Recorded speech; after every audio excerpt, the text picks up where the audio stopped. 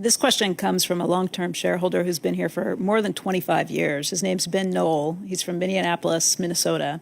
And he says, Mr. Munger and Mr. Buffett, after a 15-year period of market underperformance, you're cautious about predicting Berkshire being able to outperform the market in the future. Given this, what do you see as the arguments for longtime shareholders to continue holding their stock versus diversifying their risk across an index? Charlie, you want to answer that? Well, sure. Well, I personally prefer holding Berkshire to holding the market. So I'm quite comfortable holding Berkshire. I think our businesses are better than the average in the market.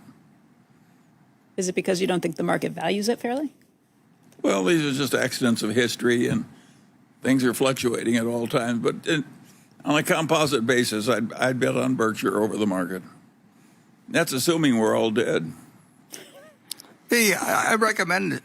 I recommend the S&P 500 index fund, and have for a long, long time to people. And I've never recommended Berkshire to anybody because I don't want people to buy it because they think I'm tipping them into some side. Never. I mean, no matter what it was selling for.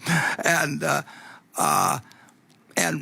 you know, I made it public. You know, on my death, there's a fund for my then widow, and 90% will go into an S&P 500 index fund, and 10% of Treasury bills. On the other hand, I'm very happy having my future contributions to a group of charities that'll be spread over 12 years or so after my death to stay in Berkshire. I think the odds are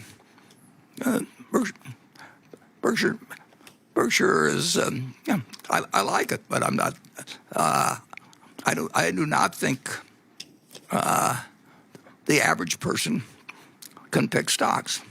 We happen to have a large group of people that didn't pick stocks, but they picked Charlie and me to manage money for them 50 or 60 years ago, and so we have a very unusual group of shareholders, I think, who look at Berkshire as a lifetime savings vehicle, and one they don't have to think about, and one that they'll look, you know, if they don't look at it again for 10 or 20 years, that will have taken care of the money reasonably well. But that, I wouldn't argue that the S&P 500 over time. I